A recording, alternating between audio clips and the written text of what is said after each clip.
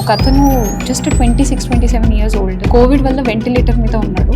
అతని పేరెంట్స్ కానీ ఇంకెవరు రాలేదు. His girl friend was there for him. తను బయటికి రాకపోవచ్చు అన్నా కూడా positive. You don't believe patient 20 days తర్వాత అంటే ఈ మాస్క్ 100% ప్రొటెక్షన్ చేశారు, 95%. అందుకే N95. ఈ నానో పార్టికల్స్ అని అంటారు. వాటిని N95 మాస్క్ కాదు కదా, ఏది కూడా ఫిల్టర్ చేయదు. చాలా మందికి లంగ్స్ ఎఫెక్ట్ అయినాయి. యోగాలో అయితే యూ హ్యావ్ దిస్ జలనేతి అనే ప్రాక్టీస్ కూడా ఉంటుంది. ఈ సైడ్ ఆఫ్ నాస్ట్రిల్ నుంచి వాటర్కి అది ఈ సైడ్ నుంచి వచ్చేస్తుంది. ఎస్పెషలీ సాల్ట్ వాటర్ వేస్తే ఇక్కడే కనుక మనం అది చేస్తే ఈ స్లీప్ని చాలా ఇగ్నోర్ చేస్తున్నాం madam. So obesity, diabetes, hypertension, heart stroke ఈ 4 రిస్క్ పెంచుకుంటుంది. గుర్కా అన్నది కూడా చాలా ఎక్కువైపోయింది. ఒక సింపుల్ గురక హార్ట్ స్ట్రోక్కి కూడా లీడ్ చేయొచ్చు అనే అండర్స్టాండింగ్ జనరల్ పబ్లిక్లో లేదు. So even if 1% after this podcast ఒక్క మనిషి కూడా గురక నార్మల్ కాదు అని రియలైజ్ అయితే, నార్మల్ స్మోకర్స్ చెప్పేది స్మోకింగ్ డైరెక్ట్ క్విట్ చేస్తే నెవర్ పాసిబుల్. కాఫీ స్మెల్కి నాకు కార్లోకి ఎక్కిన ప్రతిసారి తాగే ఫ్రెండ్స్ కనిపించినప్పుడే ఆల్కహాల్ చూడగానే anxiety will be a trigger for smoking. ఇండియాలో చూస్తే 73% పల్మనాలజిస్ట్ మేలే ఉన్నారు. Especially doctor husbands might not support them. Hi hello, welcome to doctor's desk by Tamana media. మనలో చాలా మందికి స్లీప్ గురించి, వేపింగ్ గురించి, స్మోకింగ్ గురించి అండ్ లంగ్ హెల్త్ గురించి చాలా డౌట్స్ ఉంటాయి, చాలా మిత్స్ ఉంటాయి. సో వీటన్నిటి గురించి క్లియర్ గా డిస్కస్ చేయడానికి మన ముందు డాక్టర్ యశస్విని గారు ఉన్నారు. Hello ma'am. Hi. So ma'am, నార్మల్గా మనం గ్లోబల్ స్టాట్స్ చూసినట్టయితే 63% మెన్నే ఉన్నారు పల్మనాలజిస్ట్. అండ్ ఇండియాలో చూస్తే 73 మేలే ఉన్నారు, 73%. సో ఉమెన్ ఎందుకు తక్కువ ఉన్నారు ఇందులో, అండ్ మీరు ఇందులోకి రావడానికి రీజన్ ఏంటి? So I will tell you this interesting fact. ఏంటంటే నేను మెడికల్ కాలేజ్లో ఉన్నప్పుడు 90 గర్ల్స్ 60 బాయ్స్ ఉండేవాళ్ళు. ఓకే. సో ఇప్పుడు మీరు చెప్తోంది రివర్స్ కాదు కదా, మొత్తం ఫ్లిప్ అయిపోయింది ఆ నంబర్స్ మీరు చెప్తోంది. అంటే 80 పల్మనాలజిస్ట్ మెన్ ఉంటే only 20 are women. So I think this has lot to do with women's marriage, support from partner, ఇంకోటి మదర్హుడ్. అంటే ఐ థింక్ ఇవన్నీ జర్నీలో ఏంటంటే ఆడవాళ్ళు ఒక బ్యాక్ స్టెప్ వేసే ఛాన్సెస్ చాలా ఎక్కువ ఉంటాయి. అందులోనూ డాక్టర్స్ అంటే వాళ్ళు డాక్టర్స్నే పెళ్లి చేసుకుంటారు. And doctor partners, especially doctor husbands might not support them ఎక్కువగా. సో వాళ్ళు ఏమనుకుంటారు, న్యాచురల్గా నేను కొంచెం నా కెరీర్లో కాస్త బ్యాక్ స్టెప్ వేసుకొని I will carry on motherhood కానీ అవన్నీ చేసి తర్వాత సెటిల్ అవుదాము అనే ఒక ఫీలింగ్ వల్ల కూడా ఈ రేషియో చేంజ్ అవుతుండొచ్చు. మై కాన్షియస్ చాయిస్ వాజ్ నేను ఎప్పుడు డాక్టర్ని పెళ్లి చేసుకోకూడదు అనుకున్నాను. So I married to a non medico. Is very supportive. So that's why I got here. That's my అంటే అడ్వాంటేజ్ అని నేను అనుకుంటాను. కాకపోతే ఐ మీన్ అన్ఫార్చునేట్లీ చాలా మంది అమ్మాయిలకి సేమ్ సినారియో ఉండదు. వాళ్ళ హస్బెండ్ నుంచి కానీ ఇన్లాస్ నుంచి కానీ అంత సపోర్ట్ ఉండకపోవడం వల్లే ప్రాక్టీసింగ్ డాక్టర్స్లో నంబర్ వేరుగా ఉంటుంది. చదువుకునేటప్పుడు అమ్మాయిలు ఎక్కువ ఉన్నారు. Okay. So that's how it is. Actually ప్రొఫెషన్కి వచ్చేసరికి మారుతుందంటారా, లైక్ అంటే ప్రొఫెషనల్కి వచ్చేసరికి? Yeah. And why I did choose pulmonology అని అడిగారు కదా. సో ఎంబీబీఎస్ అయిపోయిన తర్వాత ఐ హ్యాడ్ దిస్ ఫీలింగ్, నేను ఏదో ఒక సబ్జెక్ట్లో కంప్లీట్గా నీష్, అంటే దాంట్లో నోబడీ లైక్ మీ, దాంట్లో నేను ఎంత డెప్త్కి వెళ్ళిపోవాలి అని అంటే I should be the specialist అనే ఒక ఫీలింగ్ ఉండేది. So after MBBS they general medicine, మళ్ళీ సర్జరీ, ఇలా రకరకాల బ్రాంచెస్ ఉన్నాయి. బట్ పల్మనాలజీ ఏమనిపించిందంటే at the level of post graduation I will be a specialist in one organ. అంటే I always dreamed of being a young doctor. అంటే చాలా ముసలిగా అయిపోయి ఒక డాక్టర్గా కనిపించాలని నేను అనుకోలేదు. So okay, she a young doctor and still a specialist అనే ఒక ఇమాజినేషన్ నా మైండ్లో ఉండేది. So I thought pulmonology is catering to it. అంటే probably the age of 24 already I'm a specialist dealing with lungs. When I started my postgraduate residency, I was just 24. ఇప్పుడున్న time ప్రకారం చూస్తే స్లీప్ని చాలా ఇగ్నోర్ చేస్తున్నారు madam. అంటే 4 to 5 hours sleep enough అంటున్నారు. And like కొందరు celebrities చెప్పేది కానీ, మోటివేషనల్ స్పీకర్స్ చెప్పారు కానీ ఏంటంటే, అరే ఇప్పుడు 25-30 మధ్యలో కష్టపడాలి, నీకు నిద్ర ఉన్నా లేకున్నా తర్వాతైనా పడుకోవచ్చు. సో దీని గురించి ఏం చెప్తారు? నేనైతే దీంతో అగ్రీ చేయను. ఆర్ అట్లీస్ట్ గైడ్ లైన్స్ కూడా American Academy of Sleep Medicine కూడా ఒక average like human being above 18 years of ఏజ్కి they need 7 to 8 hours of sleep. So minimum 7 hours అని చెప్తున్నారు. అయితే 4 hours స్లీప్ని మనం జస్టిఫై చేసి, అంటే మనం పడుకోకుండా ఉండడం వల్ల ప్రొడక్టివిటీ పెరిగిపోయింది, మనం ఇంకా వర్క్లో ఎఫిషియెంట్గా ఉన్నాము అనేది సైంటిఫికలీ నాట్ ప్రూవెన్. ఓకే. ఇంకా సైంటిఫిక్గా ఏం చెప్తున్నారు అని అంటే ఒకళ్ళని ఎక్కువసేపు పడుకొనిస్తే వాళ్ళ ప్రొడక్టివిటీ పెరుగుతుంది. ఓకే. ఒలింపిక్స్లో కూడా దే సీ స్లీప్ ఎవరిది బాగుందో చూస్తే దే కెన్ ప్రెడిక్ట్ ఎవరు విన్ అవుతారు అని. సో అలాంటప్పుడు మన రొటీన్ వాట్ ఎవర్ అయినా క్రియేటివ్ జాబ్స్ ఉంటాయి, రకరకాల జాబ్స్ ఉంటాయి. ఎవరికైనా కూడా నిద్ర ఎక్కువ పడుకున్న వాళ్ళు they are suppose to be winning that game. అంటే వాళ్ళ ప్రొఫెషన్లో they you know have the highest productivity అలా. సో నార్మల్గా ఇప్పుడు ఐటీ కంపెనీస్లో కావచ్చు, ఏ కంపెనీలో అయినా లైక్ మాస్టర్ హెల్త్కి సంబంధించినవన్నీ ప్రొవైడ్ చేస్తున్నారు. లైక్ బ్లడ్ టెస్ట్ కావచ్చు, సీజీస్ కావచ్చు, ఏదైనా స్కాన్స్ కావచ్చు. కానీ స్లీప్ టెస్ట్ అన్నది మాత్రం ఇగ్నోర్ చేస్తున్నారు. అంటే స్లీప్ టెస్ట్ అన్నది లాస్ట్లో పెట్టేస్తున్నారు. ఎందుకంటారు మేడం? ఎందుకు అంటే అవేర్నెస్ అండ్ అవైలబిలిటీ. అంటే జనరల్ పబ్లిక్ అవేర్నెస్ అనేది లేదండి నిద్ర గురించి. ఇప్పుడు నేను ఎవరినైనా వెళ్తే మనం హెల్తీగా ఉండాలంటే ఏం చేయాలి అని అడిగితే most of the patients will tell you diet, exercise, supplements. ఇలాంటి లైఫ్ స్టైల్ చేంజెస్ గురించే మోస్ట్ ఆఫ్ ద టైం. మీరు ఇన్స్టాగ్రామ్లో కూడా హెల్త్ సీకింగ్ బిహేవియర్ ఉన్న హెల్త్ ఇన్ఫ్లుయెన్సర్స్ ఎవరైనా కూడా వాళ్ళు మ్యాక్సిమం మాట్లాడేది డైట్, ఎక్సర్సైజ్, సప్లిమెంట్స్ గురించే. సో స్లీప్ అనేది చాలా తక్కువగా మాట్లాడుతున్న విషయం. అండ్ దాని గురించి జనాలకు ఉన్న అవగాహన కూడా చాలా తక్కువగా ఉండడం వల్ల దాన్ని కమర్షియల్గా ఒక టెస్టింగ్ లాగా కానీ అంటే ఇప్పుడు ఒక అవేర్నెస్ లేదు అంటే దాని గురించి టెస్టింగ్ చేయడం వల్ల కూడా పెద్ద యూజ్ ఉండదు కదా. So that is one problem. ఇంకోటి ఏంటి అంటే చాలామంది comprehensive health checkups, annual health checkups, లేదు అంటే క్యాన్సర్ స్క్రీనింగ్ ప్యాకేజెస్ అని హెల్తీగా ఉన్న వాళ్ళు కూడా ఇన్ని టెస్టులు చేయించుకుంటున్నారు. కానీ వీటన్నిటికీ ఫండమెంటల్ పిల్లర్ మన హెల్త్కి నిద్ర. కానీ ఆ నిద్రకు సంబంధించిన ఒక టెస్ట్ ఉంటుంది అని కూడా ఒక స్టడీలో దేశా 80% మందికి నిద్ర అనే ఒక టెస్ట్ ఉంటుంది, స్లీప్ స్టడీ ఉంటుందని తెలీదు. సో ఇది అవేర్నెస్ గ్యాప్ వల్ల వస్తుంది అని అంట నేను. స్లీప్ స్టడీ అనేది available. As a sleep doctor నేను డైలీ ఒక 2-3 పేషెంట్స్కి స్లీప్ స్టడీ అడ్వైజ్ చేస్తాను. కానీ జనరల్ పబ్లిక్లో ఆ అవగాహన లేదు. చాలా మందికి నైట్ షిఫ్ట్స్ ఉంటాయి, రొటేషనల్ షిఫ్ట్ ఉంటుంది. సో ఒకసారి నైట్ ఒక 1 వీక్ నైట్ పడుకుంటే మిగతా 1 వీక్ మార్నింగ్ పడుకుంటాం. సో 1 ఇయర్ వీళ్ళు ఇలాగనే కంటిన్యూ చేయడం వల్ల వీళ్ళకి ఎలాంటి ఎఫెక్ట్స్ ఉంటాయండి? సో మన బాడీలో 24 గంటల ఒక క్లాక్ ఉంటుందండి. బయట ఎలాగో పొద్దున, సాయంత్రం, రాత్రి అని ఒక 24 అవర్స్ సైకిల్ ఉంటుందో మన బాడీలో కూడా ఒక 24 అవర్స్ బయలాజికల్ క్లాక్ నడుస్తూ ఉంటుంది. మనకు టైం కనిపించదు అంతే. సో ఆ క్లాక్ ఎందుకు ఇంపార్టెంట్ అంటే ఈ టైంకే ఈ హార్మోన్స్ ప్రొడ్యూస్ అవుతాయని. లైక్ పొద్దున పూట కార్టిసోల్ అనే హార్మోన్, మధ్యలో ఇన్సులిన్ అనే హార్మోన్, తర్వాత మనకి హంగర్ హార్మోన్స్ అంటే ఆకలి వేస్తుందా లేదా అని గ్రెలిన్, లెప్టిన్ అనే హార్మోన్స్. వీటన్నిటికీ కూడా ఒక టైం అనేది ఉంటుంది. థైరాయిడ్ హార్మోన్ కూడా ఒక టైం ఉంటుంది. మనం రోజు ఒకటే టైంలో ఈ రిథమ్ని ఫాలో అవుతూ ఉంటే ఈ హార్మోన్స్ అన్ని కరెక్ట్ టైంకి ప్రొడ్యూస్ అయ్యి హార్మోనల్ హెల్త్ అనేది బాగుంటుంది. కానీ ఎప్పుడైతే మీరు చెప్పిన ఈ రొటేషనల్ షిఫ్ట్లో పనిచేస్తే మీరే ఆలోచించండి, ఒక 1 వీక్ నేను ఈ టైంకి పడుకుంటాను, ఆ నెక్స్ట్ 1 వీక్ ఆ టైంకే లేచి ఉంటాను అని అంటే first of all me biological clock confuse అవుతుంది. అంటే ఏ టైంకి ఏ హార్మోన్ ప్రొడ్యూస్ చేయాలి అనే ఒక మెసేజ్ అనేది క్లియర్గా వెళ్ళకపోవడం వల్ల ఫస్ట్ ఎఫెక్ట్ అయ్యేది హార్మోనల్ హెల్త్. హార్మోనల్ ఇంబ్యాలెన్స్ అయ్యేది ఈ సిచ్యువేషన్లో.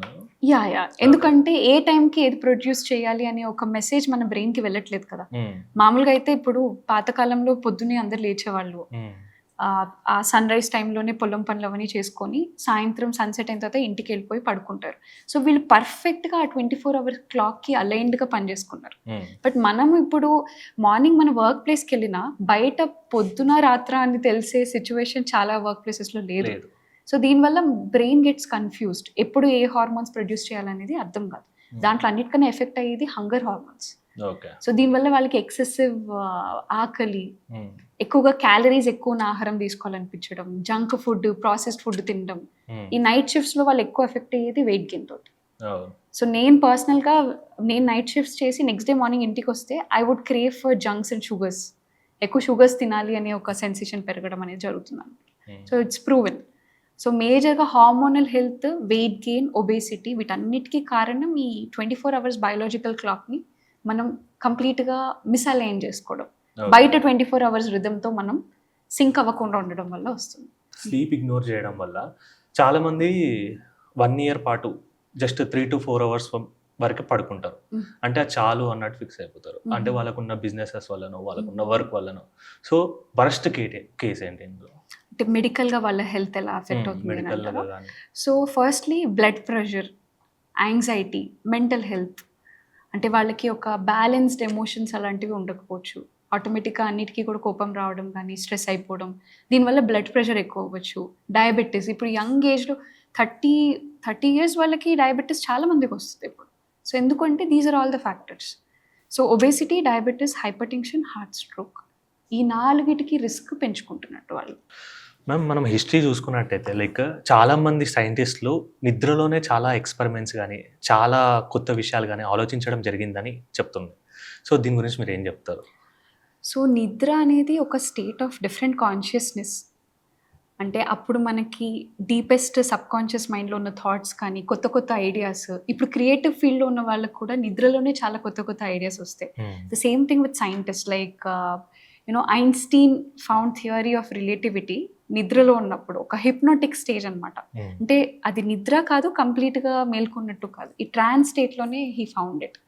సిమిలర్‌లీ థామస్ ఎడిసన్ తను ఇలా మెటల్ బాల్స్ పెట్టుకొని చేతిలో ఇలా నిద్రపోయేవాళ్ళు. సో ఏంటంటే ఆ మెటల్ బాల్ పడిపోతుంది కదండి నిద్ర వచ్చినప్పుడు.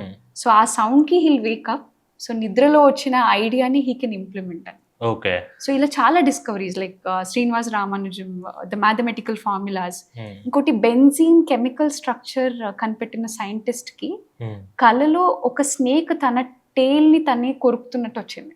Okay. So then he imagined and that's when benzene chemical structure తను కనిపెట్టడం జరిగింది. Okay. Periodic table the particular order of periodic table కూడా ఆ పర్టికులర్ సైంటిస్ట్కి నిద్రలో అంటే డ్రీమ్స్లో వచ్చింది. So it's a different state of awareness. Creative ఫీల్డ్స్కి కానీ సైంటిస్ట్కి కానీ కొత్త కొత్త డిస్కవరీస్ ఎక్కువగా నిద్రలోనే జరుగుతాయి. అంటే స్మోక్ చేయడం వల్ల స్లీప్ సైకిల్ ఏమైనా ఎఫెక్ట్ అవుతుందా? స్మోక్ చేయడం ఎస్పెషలీ నైట్ టైం కనుక స్మోక్ చేసే అలవాటు ఉన్న వాళ్ళకి ఏంటంటే నిద్ర పట్టకపోవడం అనే ప్రాబ్లం ఉంటుంది. ఎందుకంటే మీరు స్మోక్ చేసే వాళ్ళని అడగండి, స్మోక్ ఒక పఫ్ కొట్టిన తర్వాత వాళ్ళకి హార్ట్ రేట్ పెరుగుతుంది, they get a high. So అలాంటి ఫేజ్లో ఎవరికి నిద్ర రాదు కదండి. నిద్ర ఎలాంటి సిచ్యువేషన్స్లో వస్తుంది? మనం ఎక్స్ట్రీమ్గా రిలాక్స్డ్ ఫేజ్లో ఉన్నప్పుడు ఏదో ఒక మెడిటేషనో లేదంటే చాలా రిలాక్స్డ్ యాక్టివిటీ ఒక మసాజో అలాంటివి చేసుకున్నప్పుడు నిద్ర వస్తుంది. కానీ మనం హై ఉండే పనులు చేసినప్పుడు నిద్ర రాదు కదా. సో ఎవరైనా మిడ్ నైట్ కనుక స్మోక్ చేస్తూ ఉంటే వాళ్ళ హార్ట్ రేట్ పెరిగి దే కాంట్ స్లీప్. ఇంకోటి కొంచెం యాంగ్జైటీ కూడా ఎక్కువ ఉంటుంది. చాలామంది ఇంకా in fact anxiety will be a trigger for smoking. ఎవరో మేనేజర్ తిట్టారు, లేదంటే ఒక డెడ్ లైన్ మీట్ అవ్వలేదు, ఎవరైనా ఫ్రెండ్స్తో గొడవ అయింది, బ్రేకప్ అయిపోయింది అంటే ఫస్ట్ థింగ్ ఈజ్ ఒక పఫ్ కొట్టేద్దాం రా అయిపోతుంది అనే ఒక ఫీలింగ్ ఉంటుంది చాలా మంది. But that is a common trigger. ఆ ఎమోషనల్ సపోర్ట్ కోసం కూడా పీపుల్ స్టార్ట్ స్మోకింగ్. లైక్ కొందరు పీపుల్ ఉంటారు మేడం, స్మోక్ చేయరు, లైక్ ఎలాంటి బ్యాడ్ స్మోక్కి ఎక్స్పోజ్ అవ్వరు, కానీ వాళ్ళకి లంగ్ ఇష్యూ ఉంటుంది. అంటే ఏ రీజన్స్ వల్ల ఉంటుంది? సో స్మోక్ చేయకపోయినా స్మోక్ చేస్తున్న వాళ్ళతో తిరగటం. ఇప్పుడు నార్మల్గా మీరు పబ్స్ అండ్ రెస్టారెంట్స్ హైదరాబాద్లో వెళ్తే హుక్కా కల్చర్ ఉంది, అది కూడా క్లోజ్ స్పేసెస్లో. సో అది కూడా ఒక స్మోక్ ఎక్స్పోజరే కదా. సో నాట్ దట్ మరి యాక్టివ్గా స్మోక్ చేస్తేనే లంగ్స్ పాడైపోతాయని ఏం లేదు. వేరే వాళ్ళు స్మోక్ చేసినా, హుక్కా చేసినా, లేదంటే ఇంట్లో ఈ అగర్బత్తి, సెంటెడ్ క్యాండిల్స్ ఏది ఉన్నా సరే మీ లంగ్స్ డ్యామేజ్ అయ్యే అవకాశం ఉంటుంది. అండ్ దీస్ డేస్ ఎక్కువగా ఈ పావురాల నుంచి వచ్చే డ్రాపింగ్స్, పిజియన్ డ్రాపింగ్స్ మన కిటికీల దగ్గర, ఏసీ వెంట్స్ దగ్గర ఉంటున్నాయి చూసారా, దానివల్ల సీరియస్ లంగ్ డ్యామేజ్ అయ్యి లంగ్ ట్రాన్స్ప్లాంట్కి వెళ్ళిన పేషెంట్ కూడా ఉన్నారు. We had one patient. So ఆయన ఒక 40-50 ఇయర్స్ ఉంటుంది ఏజ్. సో బయటికి వెళ్ళరు, ఎప్పుడు ఇంట్లోనే టైం స్పెండ్ చేస్తారు. మేజర్గా ఆయన కూర్చొని ఆయన వర్క్ చేసుకొని ఏదో రాసుకుంటూ బుక్స్, నావెల్స్ చదువుకుంటూ ఉండే ఆ డెస్క్ పక్కనే ఒక విండో ఉంది. ఆ విండో దగ్గర ఉండే ఏసీ అవుట్లెట్ మీద కంటిన్యూస్గా 10-20 పావురాలు అనేవి వస్తాయి. సో పావురాల డ్రాపింగ్స్ అనేవి ఆ ఏసీ వెంట్లో పడడం వల్ల కంటిన్యూస్గా ఆయన అదే పిలుస్తున్నారు. సో ఎప్పుడైతే ఆయన ఏసీ ఆన్ చేస్తారో ఆ రోజు ఆయనకి రెస్పిరేటరీ సిమ్టమ్స్ ఉంటాయి. వాళ్ళు ఎంత డ్రామాటిక్ ఉంటుంది అంటే హాస్పిటల్లో అడ్మిట్ అయ్యి ఆక్సిజన్ రిక్వైర్మెంట్ కూడా వచ్చి మళ్ళీ స్టెరాయిడ్స్ ఇస్తే తప్ప తగ్గని ఫేజ్లోకి వెళ్ళింది. మళ్ళీ ఆయన రిపీటెడ్గా ఎక్స్పోజర్ అయితే మళ్ళీ వస్తుంది. సో ఇలాంటి వాళ్ళు ఆల్మోస్ట్ లంగ్ పర్మనెంట్ డ్యామేజ్ అయ్యి లంగ్ ట్రాన్స్ప్లాంట్కి వెళ్ళిన కేసెస్ని కూడా మేము చూసాం. ఫార్చునేట్లీ ఈ పేషెంట్కి స్టెరాయిడ్స్ తోటి అది రివర్స్ అయిపోయింది. ఆ ప్రాబ్లమ్ని హైపర్ సెన్సిటివిటీ ఇమ్యునైటిస్ అంటారు. సో ఈ పిజియన్స్ వల్ల వస్తున్న ప్రాబ్లమ్ అన్నమాట. సో అంటే ఇలాంటి కేసెస్లో అవేర్నెస్ ఎలా తీసుకోవాలి మేడం? అంటే వాళ్ళకి ఒక ఐడియా కూడా ఉండదు కదా, మేము ఏం చేయట్లేదు, మాకు హెల్త్ ఇష్యూ, లంగ్ ఇష్యూ ఎలా వచ్చిందని.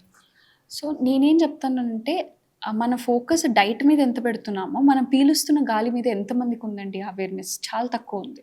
మీరు ఎక్కువగా టైం స్పెండ్ చేసే చోట మీ వర్క్ ప్లేస్ అయి ఉండొచ్చు, మీరు 8 అవర్స్ టైం స్పెండ్ చేసి బయటికి వెళ్ళే టైంలో మీరు ఫ్లోర్ మీద టేబుల్ మీద ఎంత డస్ట్ అయితే చూస్తారో ఈ డస్ట్ అంతా మీ లంగ్స్లో డిపాజిట్ అయినట్టు.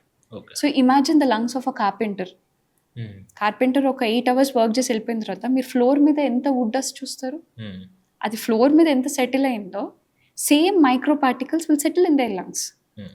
So how many people are aware about it? ఒక సిరీస్ ఆఫ్ కేసెస్, ఒక ఇంట్రెస్టింగ్ కేసు మీకు చెప్తాను. కార్ గేర్స్లో యూజ్ చేస్తారు యాస్బెస్టాస్ అని. మన కార్ క్లచ్ ఉంటుంది కదా, క్లచ్లో యాస్బెస్టాస్ అనే ఒక పర్టికులర్ మినరల్ తోటే అది చేయడం జరుగుతుంది. యాస్బెస్టాస్ మైనింగ్ యాజ్ సచ్ ఇండియాలో జరగదు, బట్ ఒక పర్టికులర్ ఏరియాలో మైనింగ్ జరగకుండా వేరే కంట్రీస్ నుంచి యాస్బెస్టాస్ తెచ్చి వాళ్ళు ఈ క్లచెస్ని తయారు చేస్తున్నారు. సో ఆ పర్టికులర్ ఫామ్లో పనిచేస్తున్న వాళ్ళందరికీ యాస్బెస్టోసిస్ ప్రాబ్లం వచ్చింది. సో ఎందుకు అని అంటే వాళ్ళకి అవేర్నెస్ లేదు, వాళ్ళకి ఆ పర్సనల్ ప్రొటెక్టివ్ ఎక్విప్మెంట్ మాస్కో, రెస్పిరేటరీయో, లేదంటే కోవిడ్లో యూజ్ చేసుకున్నట్టు కంప్లీట్ పీపీఈ అంటారు కదా, పర్సనల్ ప్రొటెక్టివ్ ఎక్విప్మెంట్ కిట్, అలాంటి వాళ్ళకి ఏమి ఇవ్వకపోవడం వల్ల అది జరిగింది. సో దాన్ని మేము రిపోర్ట్ చేసి కేస్ సిరీస్ని ఆ పర్టికులర్ ఫామ్ గురించి కంప్లైంట్ ఇవ్వడం కూడా జరిగింది. సూపర్. అంటే ఈ మాస్క్ 100% ప్రొటెక్షన్ చేస్తాయంటారు, ప్రొటెక్ట్ చేస్తాయా? 95%, అందుకే N95. At least 95% of PM 2.5 particles, అంతకన్నా పెద్ద సైజు ఉన్నవైతే అవి ఫిల్టర్ అయిపోతాయి. కానీ నానో పార్టికల్స్ అని అంటారు. నానో పార్టికల్స్ అంటే ఇంకా చిన్నవి, వాటిని N95 మాస్క్ కాదు కదా ఏది కూడా ఫిల్టర్ చేయలేదు. అవైతే డైరెక్ట్గా బ్లడ్లోకి వెళ్ళే అవకాశం ఉంటుంది. సో యాక్చువల్లీ మన లంగ్లో కూడా ఒక ఇమ్యూనిటీ అనేది ఉంటుందండి. మనం పీలుస్తున్న గాలిలో ఆ పార్టికల్ సైజ్ బట్టి అది ఎక్కడ ఫిల్టర్ అవుతుంది అనేది డిసైడ్ అవుతుంది. ఫర్ ఎగ్జాంపుల్ 10 మైక్రాన్స్ కన్నా ఎక్కువ సైజ్ ఉంటే మన నోస్ దగ్గరే అది ఫిల్టర్ అయిపోతుంది. నేను అందుకే నా పేషెంట్స్ అందరికీ చెప్తాను, మీరు everyday like every summer you go and clean your ACs, filters అన్ని క్లీన్ చేస్తారు. కానీ మన ముక్కు ఎంత పని చేసి ఫిల్టర్ చేస్తుంది, సో దీన్ని కూడా క్లెన్స్ చేసుకోవాలి కదా. 10 మైక్రాన్స్ కన్నా పెద్దగా ఉన్న పార్టికల్స్ అని మన ముక్కులోనే ఫిల్టర్ అవుతున్నాయి. సో ముక్కు కూడా ఆ ఫిల్టర్ ఏదో ఒక పాయింట్ ఆఫ్ టైంలో పూడిపోతుంది కదా. సో ఫిజికల్గా దాన్ని క్లెన్స్ చేసుకోవడము. అదే యోగాలో అయితే యూ హ్యావ్ దిస్ జలనేతి అనే ప్రాక్టీస్ కూడా ఉంటుంది. అంటే ఈ సైడ్ ఆఫ్ నాస్ట్రిల్ నుంచి వాటర్, ఎస్పెషలీ సాల్ట్ వాటర్ వేస్తే అది ఈ సైడ్ నుంచి వచ్చేస్తుంది. సో ఇది ఫిజికల్గా మీ నోస్ అంతా క్లెన్స్ చేసేసి అక్కడ ఉన్న ఎలర్జెన్స్ అన్ని క్లియర్ చేస్తుంది. సో ఇక్కడే కనుక మనం అది చేస్తే ఈ పార్టికల్స్ లంగ్స్లోకి వెళ్ళి డ్యామేజ్ చేయకుండా ఉంటుంది. ఇది ప్రాక్టికల్గా వర్కౌట్ అయినది. Nasal saline wash is a proven thing. Especially allergies, sinusitis ఈ ప్రాబ్లమ్స్ ఉన్న వాళ్ళందరూ కూడా ఫిజికల్గా వాళ్ళ ముక్కుని కనుక ఈ సాల్ట్ వాటర్తో క్లెన్స్ చేసుకుంటే ఆ ఎలర్జెన్స్ మళ్ళీ లంగ్స్లోకి వెళ్ళి ట్రిగర్ చేయకుండా ఉంటాయి. లైక్ మనం ఇంతకుముందు ప్రీవియస్గా చూసుకున్నట్టు ఒక 20 years బ్యాక్ చూసుకున్నట్టయితే సైనస్ ప్రాబ్లం అంత ఉండకపోతుంది. ఈ మధ్యలో సైనస్ ప్రాబ్లం ఎక్కువైపోతుంది. లైక్ ఒక 10 years ఓల్డ్ బాయ్లో కూడా ఉంటుంది. దీనికి రీజన్స్ ఏంటి? దీనికి కూడా allergies, air quality first blame చేయాలండి. ఈ sinusitis, nose blocks, mouth breathing, మీరు ఇప్పుడు చూస్తే పిల్లల్లో వాళ్ళు ఎక్కువగా నోరు తెరుచుకొని పడుకుంటున్నారు. అంటే నేజల్ బ్రీతింగ్ కన్నా ఎక్కువ వాళ్ళు నోటితోటి గాలి తీసుకుంటున్నారు. ఇది ఎందుకు స్టార్ట్ అవుతుందంటే it starts with allergies and air quality first. అంటే మన ఎయిర్లో ఉండే ఎలర్జెన్స్ వల్ల అవన్నీ మన ముక్కులోకి ఫస్ట్ వెళ్తాయి కదా. ముక్కు ఒక ఫిల్టర్గా పనిచేయడం ఓవర్వెల్మ్ అయిపోయింది అనుకోండి, ముక్కు బ్లాక్ అయిపోయింది, ముక్కు ఇంకా ఫిల్టర్ చేయలేకపోతుంది, అప్పుడు ఆటోమేటిక్గా మన బాడీ గాలి తీసుకోవాలి కాబట్టి నోరు తెరుచుకొని గాలి తీసుకోవడం అనేది స్టార్ట్ చేస్తారు. సో దానివల్ల మౌత్ బ్రీతింగ్, నోటి ద్వారా గాలి తీసుకోవడం వల్ల టాన్సిల్స్, అడినాయిడ్స్, గురక, పిల్లల్లో ADHD ప్రాబ్లమ్కి కూడా దీనికి లింక్ ఉంది. అండ్ కమింగ్ టు సైనసైటిస్, ఎప్పుడైతే ఎలర్జెన్స్, డస్ట్ మన ముక్కులోకి వెళ్తుందో మన ముక్కుని ఇరిటేట్ చేసినట్టే ముక్కులో కనెక్టెడ్గా ఉండే సైనస్ని కూడా అది ఇరిటేట్ చేస్తుంది. ఈ సైనస్కి పర్మనెంట్ క్యూర్ ఉందా మ్యామ్? అగైన్ ట్రిగరే అండి. ట్రిగర్స్ ఏదైతే ఉన్నాయో వాటి నుంచి దూరంగా ఉండడమే దీనికి పర్మనెంట్ క్యూర్. రాకుండా చూసుకోవాలి అంటే ముక్కుని ఈ సెలైన్ నేజల్ వాష్ అనే ఒక పర్టికులర్ దాన్ని ఫాలో అవ్వచ్చు. ఇట్ సైడ్ నుంచి మనం సాల్ట్ వాటర్ వెళ్తే ఈ నాస్ట్రిల్ నుంచి వచ్చేస్తుంది, మళ్ళీ the same thing has to be repeated. ఇది చేస్తే సైనసెస్ కానీ మన నోస్ కానీ ఫిజికల్గా క్లెన్స్ అయ్యి లాంగ్ రన్లో మళ్ళీ ఇష్యూస్ రాకుండా ఉంటాయి. ఈ సైనస్ ప్రాబ్లము లంగ్స్ని ఎఫెక్ట్ చేసే ఛాన్స్ ఉందా? అంటే ఎంతవరకు ఎఫెక్ట్ చేసే ఛాన్స్ ఉంది? సో సైనస్ ప్రాబ్లంలో కూడా ఇక్కడ మన బోన్లో ఉండే చిన్న చిన్న క్యావిటీని సైనస్ అంటారు. సో ఈ సైనసెస్ మన ముక్కులోకే ఓపెన్ అవుతాయి. మామూలుగా ఈ ఓపెనింగ్ పెద్దగా ఉంటే సైనసెస్లో ఉన్న ఫ్లమ్ అంతా కూడా ఈజీగా క్లియర్ అయిపోతుంది. కానీ ఇది క్లోజ్ అయినప్పుడు మనకి ఇక్కడే తెమ్మడంతా ఉండిపోయి సైనసైటిస్ అనే ప్రాబ్లం వస్తుంది. వీళ్ళకి ఏమవుతుందంటే పడుకున్నప్పుడు ఈ ఫ్లమ్ చిన్న చిన్నగా వాళ్ళకి గొంతులోకి డ్రిప్ అయ్యి లంగ్స్లోకి డ్రిప్ అయ్యే ఛాన్సెస్ ఉంటాయి. ఓకే. సో వీళ్ళకి లంగ్లో ఎలర్జీస్ వచ్చే ఛాన్స్ ఉంటుంది. సో దీన్నే మెడికల్గా 1 ఎయిర్వే 1 డిసీజ్ అంటారు. 1 ఎయిర్వే 1 డిసీజ్ అంటే మన ముక్కులో ఉన్న ట్యూబే సైనసెస్తో కనెక్ట్ అయి ఉంది, గొంతుతో కనెక్ట్ అయింది, అదే మన లంగ్స్లో ఉన్న ట్యూబ్స్ తోటి కనెక్ట్ అయింది. సో ఈ ట్యూబ్ క్లోజ్ అయినప్పుడు ఈ ట్యూబ్ కూడా క్లోజ్ అయ్యే ఛాన్సెస్ ఉంటాయి కదా. మనకి ఇక్కడ ఇరిటేషన్ ఉంది, ఇక్కడ తుమ్ములు వస్తున్నాయి అని అంటే the same irritation and inflammation మీ లంగ్స్లో కూడా ఉండొచ్చు. So sinusitis, nasal blocks, bronchitis అన్నీ ఇంటర్లింక్డ్ ఉంటాయి. మేడం మనం కోవిడ్ టైంలో చూసుకున్నట్టయితే చాలా మందికి లంగ్స్ ఎఫెక్ట్ అయినాయి. అంటే కోవిడ్ వచ్చేదాకా తెలియదు లంగ్స్ ఇంత ఇంపార్టెంట్ అని. యాక్చువల్ లంగ్స్ ఫంక్షనింగ్ ప్రాసెస్ ఏంటి మేడం? సో చాలామంది హార్ట్కి ఇచ్చే ఇంపార్టెన్స్ లంగ్స్ విషయంలో ఉన్న అండర్స్టాండింగ్ లేదు చాలామందికి. అంటే హార్ట్ అయితే ఒక మోటార్ ఫంక్షన్ చేస్తుంది, బ్లడ్ సప్లై చేస్తుంది అని, కానీ హార్ట్ అనేది ఓన్లీ మోటరే. కానీ యాక్చువల్గా మీకు ఆక్సిజన్ మీ బ్లడ్లోకి తీసుకువెళ్తున్న ఆర్గన్ మీ లంగ్స్. సో లంగ్స్ కనుక డ్యామేజ్ అయిపోతే మీ బ్లడ్లోకి ఆక్సిజనే వెళ్ళదు. సో అప్పుడు హార్ట్ ఆ ఆక్సిజన్ని ఆ బ్లడ్ని పంప్ చేసి కూడా యూజ్ లేదు కదండి. బ్లడ్ని ఎప్పుడైతే ఆక్సిజన్ ఉండి పంప్ చేస్తుందో అప్పుడే there is a use. So lungs are the major part of your body which is responsible. మీ ఆక్సిజన్ బ్రెయిన్కి అందాలన్నా, కిడ్నీస్కి అందాలన్నా, ఏ టిష్యూస్కి ఆక్సిజన్ అవసరం ఉన్నా సరే అది లంగ్స్ బ్రీత్ చేస్తున్నాయి కాబట్టి అక్కడి నుంచే వెళ్తుంది. సో ఈ ఇంపార్టెన్స్ ప్రాబబ్లీ ఒక పాండమిక్ వచ్చేదాకా కూడా చాలా మందికి తెలియలేదు లంగ్స్ కొన్ని ఇంపార్టెన్స్.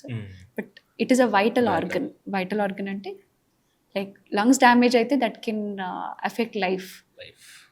లైక్ కోవిడ్ టైంలో చాలా మంది N95 మాస్క్ వాడారు అండ్ ఇప్పుడు కూడా వాడుతున్నారు. లైక్ దీన్ని ఎలా చూడొచ్చు మేడం? అంటే సేఫేనా ఇప్పుడు? సో ఐ థింక్ అది గుడ్ ట్రెండ్. కోవిడ్ అప్పుడు స్టార్ట్ అయిపోయింది. సో N95 మాస్క్ అనేది మనకి PM2.5 పార్టికల్స్ నుంచి మన లంగ్స్ని కొంచెమైనా సేఫ్ గార్డ్ చేయడానికి మనం యూస్ చేయాల్సింది N95 mask. Simple cloth mask, surgical mask ఉంటాయి కదా, లైక్ బ్లూ కలర్ మాస్క్, వాటి నుంచి మనకి ఏంటంటే PM2.5 పార్టికల్స్ నుంచి ఎలాంటి ఫిల్టరేషన్ అనేది ఉండదు. సో N95 మాస్క్ ఏదైతే కోవిడ్ అప్పటి నుంచి స్టార్ట్ అయిందో ఇట్స్ అ గుడ్ ట్రెండ్ ఇప్పటికీ కూడా. ఎందుకంటే air quality index is bad. హైదరాబాద్లో కూడా ఇట్ ఇస్ బ్యాడ్. సో అది యూస్ చేయడం వల్ల ఇట్ ఇస్ మంచిదే. PM2.5 పార్టికల్స్ నుంచి సేఫ్టీ ఉంటుంది. రెస్పిరేటరీ ఇష్యూస్ కానీ, ఎలర్జీస్ కానీ, బ్రాంకైటిస్ నుంచి కానీ కొంచెం ప్రొటెక్టివ్ ఎఫెక్ట్ అనేది ఉంటుంది. బట్ ప్రొలాంగ్డ్ పీరియడ్స్ ఎక్కువసేపు పెట్టుకుంటే కూడా మనం వదిలేసిన గాలిని మనం పీలుస్తుంటాం కాబట్టి కొంచెం కార్బన్ డైఆక్సైడ్ రీబ్రీతింగ్ అవుతుంది. అప్పుడు హెడేక్స్ రావడం, ఇలాంటి ప్రాబ్లమ్స్ వస్తూ ఉంటాయి. చాలామంది ఇంట్లో ఎయిర్ ప్యూరిఫైయర్స్ పెట్టుకుంటారు మేడం. ఇది ఎఫెక్టివ్లీ వర్క్ చేస్తుంది అంటారా? అండ్ ఈ ఎయిర్ ప్యూరిఫైయర్స్ ఎవరు వాడితే బెస్ట్? సో ఎయిర్ ప్యూరిఫైయర్స్ మేజర్గా PM2.5 పార్టికల్స్ ఏవైతే ఉన్నాయో గాల్లో అవి తగ్గిస్తాయండి. ఓకే. సో అది వాడటం AQI హై ఉన్న సిటీస్లో అది వాడటం మంచిదే. లైక్ ఢిల్లీ, NCR లాంటి ప్లేసెస్లో ఎక్కడైతే ఎయిర్ క్వాలిటీ ఇండెక్స్ 300 కన్నా ఎక్కువ ఉందో వాళ్ళ ఇంట్లో ఈ ఎయిర్ ప్యూరిఫైయర్, హెపా ఫిల్టర్ లాంటివి పెట్టుకొని వాడటం వల్ల ఇంట్లో ఉన్న ఎయిర్ క్వాలిటీ ఇండెక్స్ అనేది కొంచెం తగ్గి ఇంప్రూవ్ అవుతుంది. సో అందరూ వాడాలా అంటే the answer is never yes. ఎవరు వాడాలి అని అంటే ఆల్రెడీ ఇంట్లో COPD, asthma, lung fibrosis, post covid patients ఉన్నారో, లేదంటే ఎక్స్ట్రీమ్గా పెద్దవాళ్ళు కానీ చిన్నపిల్లలు కానీ ఉన్నారో అలాంటి వాళ్ళు వాడితే బెటర్. అంతేగాని బ్లాంకెట్ రికమెండేషన్ లాగా అందరూ ఇంట్లో హెపా ఫిల్టర్, ఎయిర్ ప్యూరిఫైర్ పెట్టుకోవాల్సిందని అయితే కాదు. అది అఫోర్డ్ చేయలేని వాళ్ళు వాళ్ళ ఇంట్లో మంచి వెంటిలేషన్ ఉండేలా చూసుకున్నా చాలు. సో చాలా మంది PM2.5 particles and air pollution అంటే ఓన్లీ లంగ్స్ డ్యామేజ్ అనుకుంటారు, కానీ అది హార్ట్ స్ట్రోక్ రిస్క్ కూడా పెంచింది. సో అఫోర్డ్ చేయగలిగిన వాళ్ళు అలాంటి సిటీస్లో ఎయిర్ ప్యూరిఫైర్ కనుక వాడితే అది బెనిఫిట్. దానివల్ల ప్రాబ్లం ఏమీ ఉండదు. యాక్చువల్లీ ఇప్పుడు మీరు చెప్పిన దాన్ని బట్టి చూస్తే లంగ్స్కి హార్ట్కి కనెక్షన్ ఉందంటారు మేడం. అంటే లంగ్స్ ప్రాబ్లం వస్తే హార్ట్కి ఎఫెక్ట్ అయ్యే ఛాన్స్ ఉంది? 100%. కోవిడ్ వచ్చిన వాళ్ళకి ఆక్సిజన్ ఎవరికైతే తగ్గి ఇంట్లో కూడా కొంతమంది ఆక్సిజన్ కాన్సన్ట్రేటర్స్ అలా పెట్టుకున్న వాళ్ళు ఉంటారు కదా, మన బాడీలో ఎప్పుడైతే ఆక్సిజన్ తగ్గుతుందో అది మన రైట్ హార్ట్ మీద ఎఫెక్ట్ చూపిస్తుంది. So lung damage will cause right heart failure. So ఎందుకు అంటే ఇవి రెండు దేర్ వర్కింగ్ ఇన్ సర్క్యూట్ లాగా వర్క్ చేస్తున్నాయి. They're connected together. ఎందుకంటే లంగ్స్ ఆక్సిజన్ని బ్లడ్లోకి తీసుకొస్తుంటే ఆ బ్లడ్ని మళ్ళీ పంప్ చేసేది హార్టే, మళ్ళీ హార్టే లంగ్స్లోకి కూడా ఆ బ్లడ్ని పంప్ చేస్తుంది. So they both are connected, they working together. చాలా మంది స్మోకింగ్ క్విట్ చేయడానికి వేపింగ్ లాంటివి వాడుతుంటారు. లైక్ వేప్స్ కానీ, లైక్ స్ట్రాబెర్రీ అని, మింట్ అని, ఇందులో రకరకాలు ఉన్నాయి. సో దీనికి సొల్యూషన్ ఇదే అంటారా స్మోకింగ్ క్విట్ చేయడానికి? సో దీనికి ఒకటి సింపుల్గా చెప్తాను. సిగరెట్లో ఉన్నది నికోటినే, ఈ వేపింగ్లో ఉన్నది నికోటినే. సో నికోటిన్ అడిక్షన్ నుంచి అయితే వాళ్ళు బయటికి రావట్లేదు, కాకపోతే ఒకటి ఏంటి అంటే స్మోకింగ్లో ఆ తార్ అంటే ఒక బర్న్ అవుతున్నప్పుడు ఒకటి కాలుతున్నప్పుడు ఏ ఏజెంట్ బర్న్ అయినా కూడా మనకి కార్బన్ మోనాక్సైడ్ తార్ సూట్ అంటే ఈ బ్లాక్ పార్టికల్స్ అనేవి స్మోకింగ్ చేసేటప్పుడు వస్తాయి. దీని ఒక్కదాన్ని అవాయిడ్ చేయడానికి ఈ సిగరెట్ హెల్ప్ అవుతుంది. అంటే ఆ తార్ వల్ల సూట్ వల్ల మన లంగ్స్లో జరిగే డ్యామేజ్ని అవాయిడ్ చేయడానికి మాత్రమే ఈ సిగరెట్ హెల్ప్ అవుతుంది. కానీ బట్ నికోటిన్ సేమ్. సో మేజర్గా స్మోకింగ్ వల్ల ఎఫెక్ట్ అవుతుంది నికోటిన్ అడిక్షన్ కదండి. ఒక అడిక్షన్ అనేది is damaging to your brain. Addiction అనేది it always keeps you hooked. ఈ రోజు తాగితే రేపు ఇంకా డబుల్ తాగితే కానీ మీకు అదే ఎఫెక్ట్ రాదు. ఈ రోజు 10 సిగరెట్స్ తాగేవాళ్ళు రేపు 20 సిగరెట్స్ తాగితే తప్ప ఆ సేమ్ ఎఫెక్ట్ రాదు. So it is always keeping you engaged and hooked. ఈ అడిక్షన్ వల్ల ప్రాబ్లం ఉన్నప్పుడు మీరు సిగరెట్ తాగితే ఏంటి, హుక్క తాగితే ఏంటి, లేదంటే వేపింగ్ ఆర్ వాట్ ఎవర్ ఈ సిగరెట్స్ ఏది తాగినా కూడా అల్టిమేట్లీ నికోటిన్ అడిక్షన్ నుంచి అయితే వాళ్ళు బయటికి రావట్లేదు. సో అలా ఆలోచిస్తున్న వాళ్ళకి నేను ఇచ్చే అడ్వైజ్ ఏంటి అంటే instead of vaping go for nicotine replacement therapies. Okay. So over the counter కూడా నికోటిన్ గమ్స్ అని దొరుకుతాయి, నికోరెక్స్ గమ్స్ అండ్ ఆల్. సో అవన్నీ వాడచ్చు. అంటే ఇవి ఇంపాక్ట్ క్రియేట్ చేస్తాయంట, అంటే లైక్ క్రేవింగ్ ని తగ్గిస్తాయి. ఓకే. ఇప్పుడు ఏంటంటే ఒక్కసారి ఆపేసిన వాళ్ళు ఒక్క రోజు సిగరెట్ ఆపేసిన వాళ్ళ దగ్గరికి వెళ్ళండి, వాళ్ళు ఎలా ఉంటారు, ఒక విత్డ్రాల్ లో ఉంటారు. విత్డ్రాల్ అంటే చిరాగ్గా, యా లో మూడ్, లో ఎనర్జీ, ఏం చేయాలనిపించకపోవడం, అన్నిటికీ కోపం వచ్చేయడము, ఇలా ఉంటారు కదా. వీళ్ళకి నెక్స్ట్ ట్రిగర్ ఏంటి అంటే ఈ కోపం రావడానికే మళ్ళీ నేను సిగరెట్ తాగితే తప్ప ఈ కోపం తగ్గదు. సో అట్లా వాళ్ళు మళ్ళీ దాన్ని తాగుతూ ఉండాలి అనే విధంగా వాళ్ళు హుక్డ్గా ఉంటారు. సో టు అవాయిడ్ ఇట్ ఒక 72 hours కనుక కంట్రోల్ చేసుకుంటే తర్వాత it is less nicotine dependence, it's more emotional dependence. అంటే చేతి నుంచి నోటి దాకా వెళ్ళే ఒక మౌత్ టు హ్యాండ్ బిహేవియర్, వాళ్ళకి ఎప్పుడు చేతిలో ఇలా ఒకటి ఉండాలి, దాన్ని ఇట్లా నోట్లో పెట్టుకోవాలి, గట్టిగా పీల్చాలి, ఇలాంటివి మిస్ అవుతారు మోర్ దెన్ నికోటిన్. సో కొంతమంది మై పేషెంట్స్ వాళ్ళు క్యారెట్స్ ని కట్ చేసుకొని ఇలా పెట్టుకుంటున్నారు to get rid of that. Like కొందరు అయితే పెన్సిల్ ఎలక్ట్రిక్ సిగరెట్స్ దొరుకుతుంది, అవి వాడుతుంటారు. బట్ అగైన్ ఈ సిగరెట్స్ లో మళ్ళీ నికోటిన్. ఓకే. సో నికోటిన్ ఉండకూడదు అని అంటే they will have to come out of it. Actually నేను చూసిన ఒక ఇన్సిడెంట్ ఏంటంటే మేడం, నార్మల్గా ఒక హస్బెండ్ వైఫ్ ఉంటుండే, లైక్ హస్బెండ్ స్మోక్ చేయడం వల్ల వైఫ్కి ఎఫెక్ట్ అయ్యి క్యాన్సర్ వచ్చింది. ఈ సిచ్యువేషన్ జరుగుతుందంటారా మేడం? 100%. సో దీన్ని అంటే లంగ్ క్యాన్సర్లో the second most common cause, first smokers, second is passive smoke. Passive smoke అంటే వేరే వాళ్ళు స్మోక్ చేయడం వల్ల వీళ్ళకి క్యాన్సర్స్ రావడం. ఎందుకంటే it is more DNA, genetics, మన డిఎన్ఏ ఎలా రిపేర్ అవుతుంది. కొంతమంది డిఎన్ఏ రిపేర్ అవుతుంది, వాళ్ళ క్యాన్సర్స్ రావు. కొంతమంది డిఎన్ఏ రిపేర్ అవ్వదు. సో ఆ క్రోమోజోమల్ అబ్నార్మాలిటీ అంటే డిఎన్ఏలో అబ్నార్మాలిటీ అలానే ఉండిపోయి వాళ్ళకి లంగ్ క్యాన్సర్స్ రావచ్చు. So passive smoke second most common cause అనమాట ఈ లంగ్ క్యాన్సర్స్కి. అండ్ ఇంకో మిత్ ఉంది మేడం, నార్మల్ స్మోకర్స్ చెప్పేది, స్మోకింగ్ డైరెక్ట్ క్విట్ చేస్తే లంగ్స్కి ఎఫెక్ట్ అవుతుంది అండ్ సమ్ డిసీజెస్ వస్తాయి. సో 10 తాగే వాళ్ళు 5 తాగి క్లోజ్ చేయడం, 2 తాగి క్లోజ్ చేయడం, అట్లా ఉంటుందని అంటున్నారు. యాక్చువల్గా సిగరెట్ క్వాంటిటీ తగ్గిస్తూ ఆపడం అనేది is technically not possible. Okay. రీసెర్చ్లో కూడా వాళ్ళు చూసారు, అంటే తగ్గించుకుంటూ వచ్చి ఆపేయడం పాసిబుల్ అంటే ఇట్ ఇస్ నెవర్ పాసిబుల్. ఇంకా పెంచుకుంటూ వెళ్తారే కానీ ఒకటేసారి తగ్గించేసి ఆపేసి అట్లా అవ్వదండి. సో ఎవరైనా స్మోకింగ్ క్విట్ చేయాలి అనుకుంటే ఈ రోజు 20 సిగరెట్స్ తాగితే రేపు ఫుల్ 0 చేయాలి, కోల్డ్ టర్కీ వెళ్ళిపోవాలన్నమాట. సో ఇది ఒక మిత్తే అంటారు? డెఫినెట్గా మిత్తే. అండ్ మేజర్గా ఏంటంటే కొన్ని ట్రిగర్స్ ఉంటాయి, క్యూస్ ఉంటాయి. మనకి స్మోక్ ఎప్పుడు గుర్తొస్తుంది అని స్మోకర్స్ని అడిగితే కాఫీతో పాటు స్మోక్ చేసే వాళ్ళు కాఫీ స్మెల్కి నాకు స్మోక్ చేయాలని ఉంటుంది అంటారు. లేదంటే వాళ్ళు కార్లో కూర్చొని స్మోక్ చేస్తే కార్లోకి ఎక్కిన ప్రతిసారి ఆ సటిల్ వాసన రాగానే మళ్ళీ స్మోక్ చేయాలనిపిస్తుంది. కొందరికి వెదర్ బట్టి ఉంటుంది. లేదంటే వాళ్ళ తాగే ఫ్రెండ్స్ కనిపించినప్పుడే వాళ్ళకి తాగాలనిపిస్తుంది. సో ఎవరైతే స్మోకింగ్ క్విట్ చేయాలనుకుంటున్నారో మీకు ఈ ట్రిగర్స్, ఈ క్యూస్ ఎవరైతే మీకు స్మోకింగ్ గుర్తు చేస్తారో వాళ్ళ నుంచి దూరంగా ఉండడం ఫస్ట్ స్టెప్. అది చేయకుండా మెంటల్ స్ట్రెంగ్త్తో నేను క్విట్ చేస్తా అనుకొని మళ్ళీ వాళ్ళ దగ్గరికి వెళ్తే అవ్వదు. కొంతమంది కాఫీ, కొంతమందికి ఆల్కహాల్ చూడగానే మళ్ళీ స్మోక్ చేయాలనిపించడం, ఫ్రెండ్స్, పబ్స్, కొన్ని ప్లేసెస్, కాలేజ్ కానీ అట్లా. So better avoid all these environmental factors first. Super. So ఇంకొకటి మేడం, లైక్ అంటే బేబీ పుట్టగానే ఎంత గట్టిగా ఏడిస్తే బేబీ లంగ్ హెల్త్ అంత బాగుంది అని అంటారు, ఇది ఎంతవరకు నిజం మేడం? కరెక్ట్ అండి. అంటే ఫస్ట్ బేబీ పుట్టగానే life starts with breath and ends with breath. Breathing తోటే కదండి ఒక బేబీకి లైఫ్ స్టార్ట్ అయ్యేది. లేదంటే డెత్కి ముందు మనం చేసేది కూడా last breath. So breathing is the beginning and end of life. Okay. So coming to babies, పుట్టగానే కూడా అప్గర్ స్కోర్ అనేది ఒకటి చెక్ చేస్తారు. And they also see a loud cry ఉందా లేదా, సరిగ్గా ఏడవకపోతే ఇలా దే ట్యాప్ అండ్ ఏడవడానికి ట్రై చేస్తారు. ఎందుకు అంటే ఫస్ట్ క్రైలోనే బేబీ ఫస్ట్ బ్రీతింగ్ తీసుకొని లంగ్స్ అనేవి ఎక్స్పాండ్ అవుతాయి. Okay. The baby is not crying, ఆ లంగ్స్లో ఎయిరే వెళ్ళట్లేదు కదా, అప్పటిదాకా లంగ్స్లో వాటర్ ఉంటుంది, ఆమ్నియోటిక్ ఫ్లూయిడ్, అంటే the baby is in the mother's womb. బయటికి వచ్చి తీసుకునే first gulp of air starts with crying. Okay. So డెఫినెట్గా first cry is a sign of good breath and good lung health. Okay madam, ఈ breath life span theory గురించి చెప్తారా? అంటే ఎంత తక్కువ బ్రీత్ తీసుకుంటే అంత ఎక్కువ కాలం బతుకుతామని ఒక థియరీ ఉంది, ఇది ఎంతవరకు నిజం? ఇట్స్ అ హైపోథెసిస్ అండి, ఇంకా నాట్ ప్రూవెన్, బట్ స్టిల్ దీని బిలీఫ్ ఏంటంటే ఏ పర్టిక్యులర్ ఆర్గానిజం అయినా కూడా ఇన్ని బ్రెత్స్ తోటే పుడతారు అని.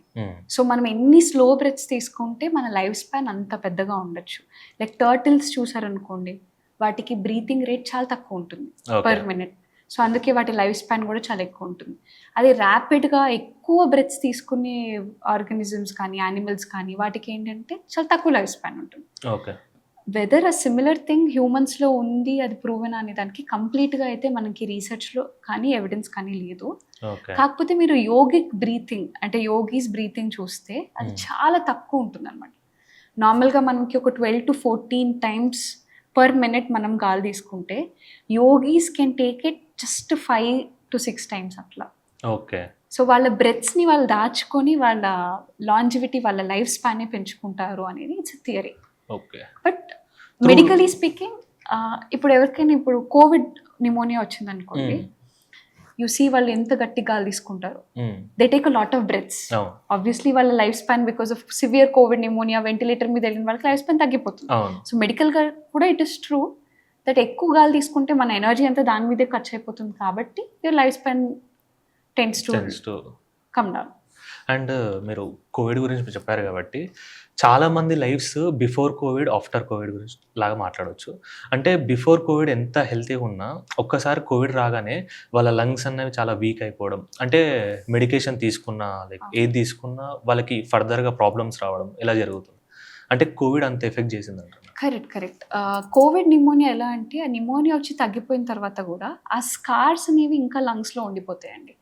ఇప్పుడు మనకి ఎప్పుడైనా దెబ్బ తగిలింది అనుకోండి, ఇనిషియల్గా చిన్న వూండ్ లాగా ఉన్న తర్వాత అది స్కార్ లాగా అయిపోతుంది కదా. సో స్కిన్ మీద అయితే చిన్న స్కార్ లాగా కనిపిస్తుంది అంతే, కానీ లంగ్స్లో ఏమవుతుంది అంటే ఆ స్కార్ వల్ల లంగ్ కెపాసిటీ ఎఫెక్ట్ అవుతుంది. ఓకే. సో ఇప్పటికీ కూడా కోవిడ్ వచ్చి తగ్గిన వాళ్ళకి మేము లంగ్స్లో ఆ స్కార్స్ లాంటివి చూస్తూ ఉంటాము. చాలా మందికి అది లంగ్ కెపాసిటీని అయితే తగ్గించలేదు, కానీ అలా తగ్గిన వాళ్ళు కూడా ఉన్నారు. ఎందుకంటే ఆ స్కార్స్ వల్ల lungs are like balloons. Scars ఉన్నాయనుకోండి, కంప్లీట్ గా లంగ్స్ గాలి నింపడం, గాలిని ఎగ్జిట్ చేయడం అనేది కష్టమైపోతుంది. So it can effect lung capacity also. And covid వల్ల లైక్ మేల్లో కంటే ఉమెన్లోనే ఆస్తమా ప్రాబ్లం ఎక్కువ వచ్చింది. అండ్ ఇన్ జనరల్గా ప్రీవియస్గా చూసుకున్నట్టయితే ఉమెన్లోనే ఆస్తమా ప్రాబ్లం ఎక్కువ ఉంది. దీనికి రీజన్స్ ఏంటంటే, సో ఇండోర్ యాక్టివిటీ అండి, అంటే ఎక్కువసేపు ఇంటి లోపల ఉండడం, కుకింగ్ లాంటివి చేయడం. అసలు మనం వంట వండటం వల్ల కిచెన్ నుంచి వచ్చే పొల్యూషన్ చాలా biggest source of indoor air pollution. అంటే మామూలుగా ఆస్తమా ఎలర్జీస్ ఉన్న వాళ్ళు ఏం చెప్తారు, బయట చాలా పొల్యూషన్ ఉంది అందుకే వచ్చింది అని. అది నిజం కాదు. మనం ఎక్కువ టైం పడుకోవడం ఏంటి, మనం స్పెండ్ చేసేది ఎక్కువ టైం ఇంట్లోనే. సో మనకి ట్రిగర్స్ కూడా ఇంట్లోనే ఉంటాయి. అలా ఆడవాళ్ళకి ఏంటంటే కిచెన్లో పోపు వేసిన, డీప్ ఫ్రైడ్ ఫుడ్స్ చేసిన, చాలా మందికి చిమ్నీస్, ఎగ్జాస్ట్ ఫ్యాన్స్ కూడా కంటిన్యూస్గా ఆన్ చేసుకోరు.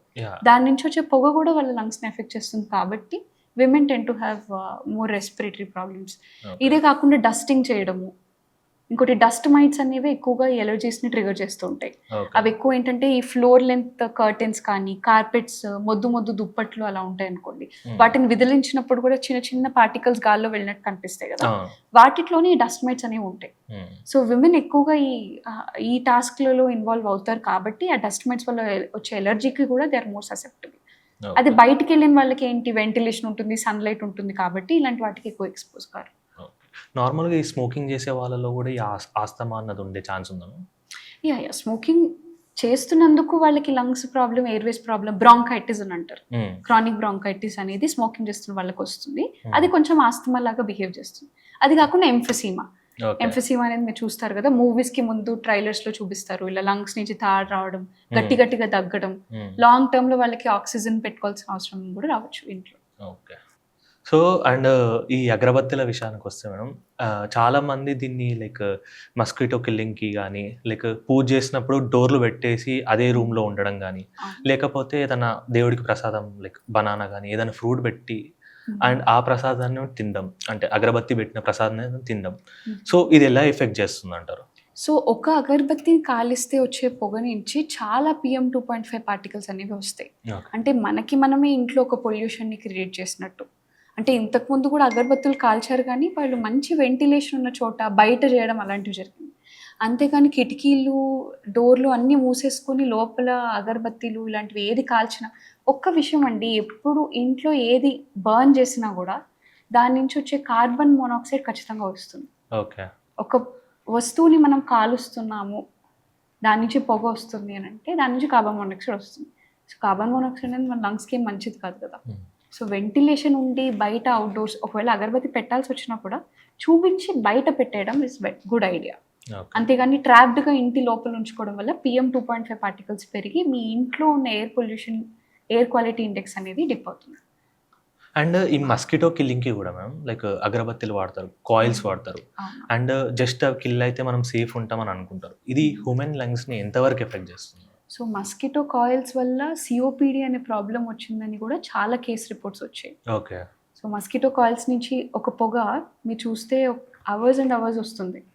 సో దానివల్ల ఏంటి అంటే లంగ్స్‌లో ఆల్మోస్ట్ స్మోకర్స్‌లో లంగ్ ఎలా డ్యామేజ్ అవుతుందో, ఈ మస్కిటో కాయిల్స్ పెట్టుకొని పడుకున్న వాళ్ళకి కూడా సిమిలర్ ఎంఫసిమా, COPD లాంటి ప్రాబ్లమ్స్ వచ్చాయి. ఓకే. సో మనం ఏది కాలుస్తున్నా సరే ఇంట్లో చాలా కాషియస్‌గా ఉండడం ఇంపార్టెంట్.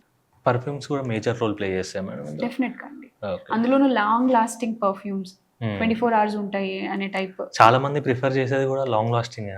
యాహ్! బట్ దాంట్లో వోలటైల్ ఆర్గానిక్ కాంపౌండ్స్ ఎక్కువ ఉంటాయి. ఓకే. వీటితోటి ఇంకో ప్రాబ్లమ్ ఏంటంటే ఇది ఎండోక్రైన్ డిస్రప్టర్స్ అంటారు. ఎండోక్రైన్ డిస్రప్టర్స్ అంటే మన హార్మోన్స్‌ని కూడా కన్‌ఫ్యూజ్ చేయటం.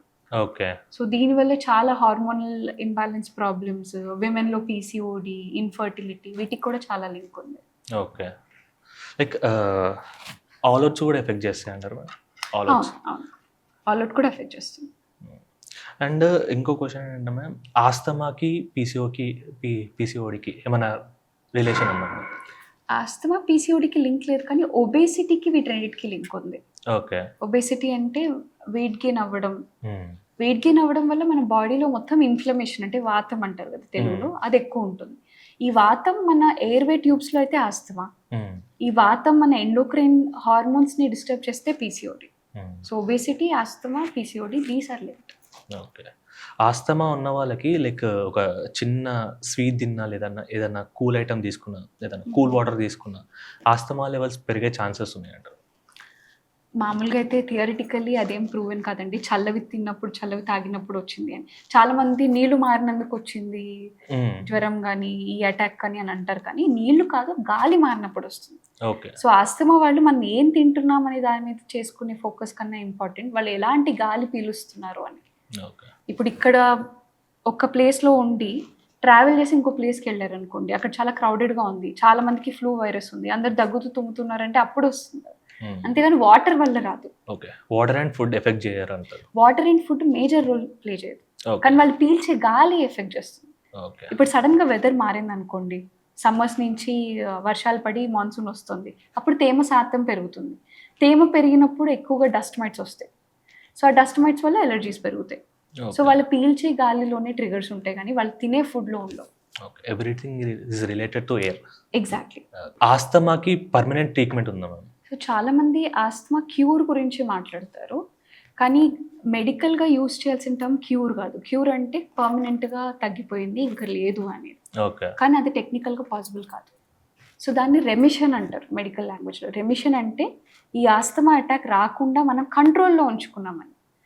ఎందుకంటే ఆస్తమా అనేది ఒక రియాక్షన్. ఓకే.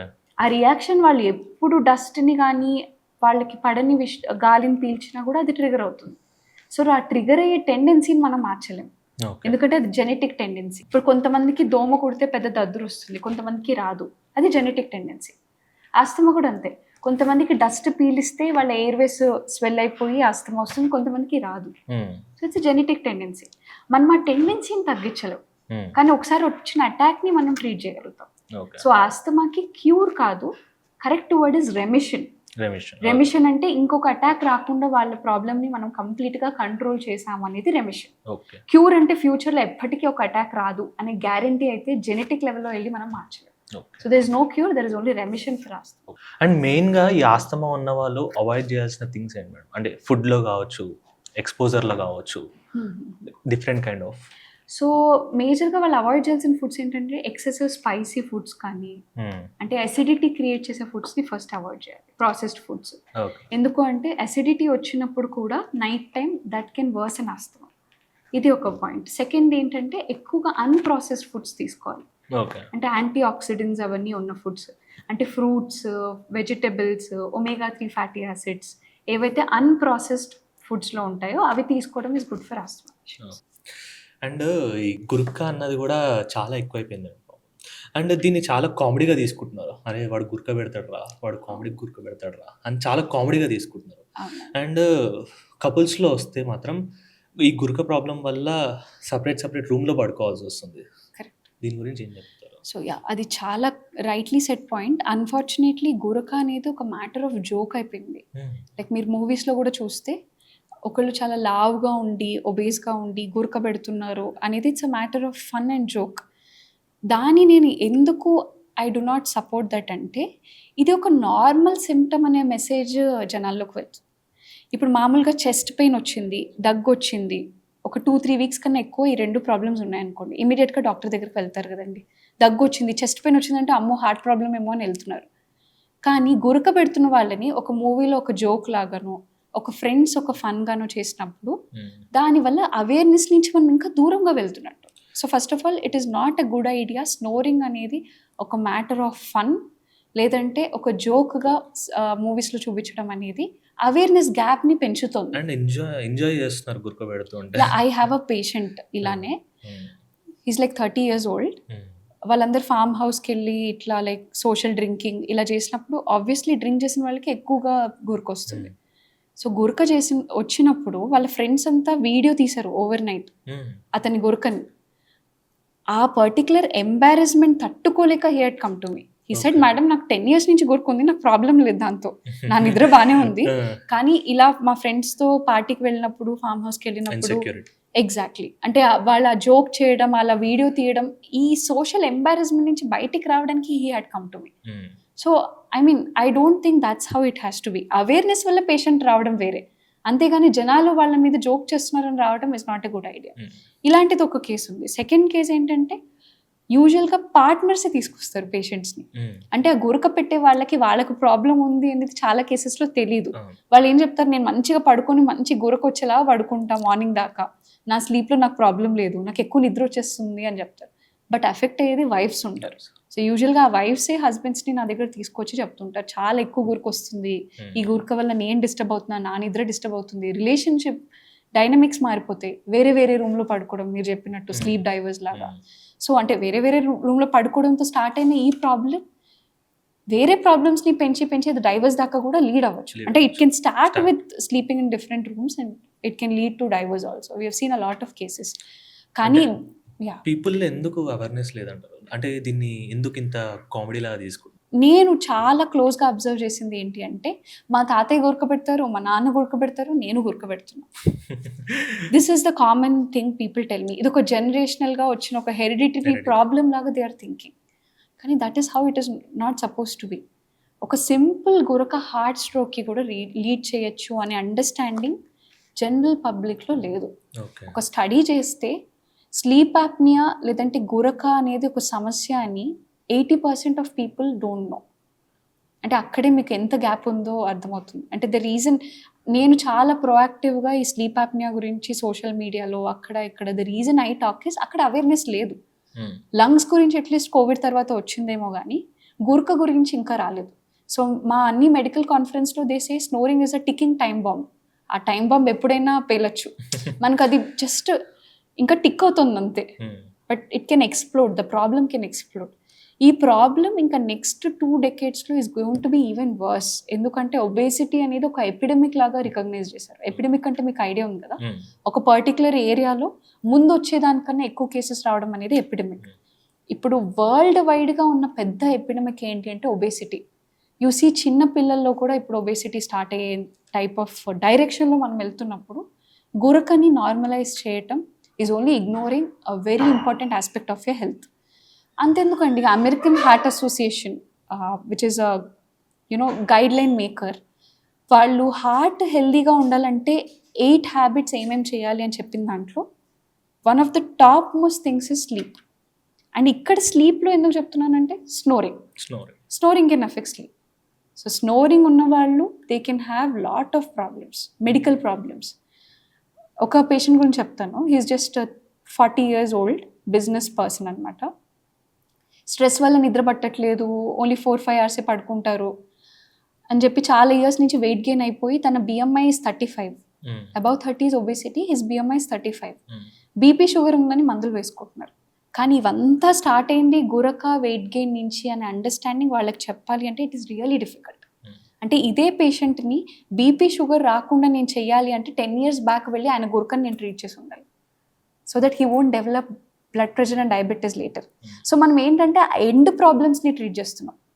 గురక వల్ల, స్లీప్ ఆప్నియా వల్ల diabetes, hypertension, heart stroke, brain stroke వస్తే మనం మన లైఫ్ అంతా as physicians we are treating diabetes, hypertension, heart stroke, brain stroke. కానీ actual root cause is snoring and sleep apnoea. So ఈ understanding జనాల్లోకి రావాలి అంటే somebody has to take a very proactive call. నేను నా పేషెంట్స్కి ఒకటే చెప్తాను, మీరు గురకని ఇంత నార్మల్గా ఫీల్ అవుతున్నారు కదా, డీప్ స్లీప్ వస్తే గురక వచ్చిందంటే డీప్ స్లీప్లోకి వెళ్ళాను అని అనుకుంటున్నారు కదా. ఎవ్రీ నైట్ ఒకళ్ళు వచ్చి మీ గొంతు పిసికేస్తే ఏమవుతుందండి?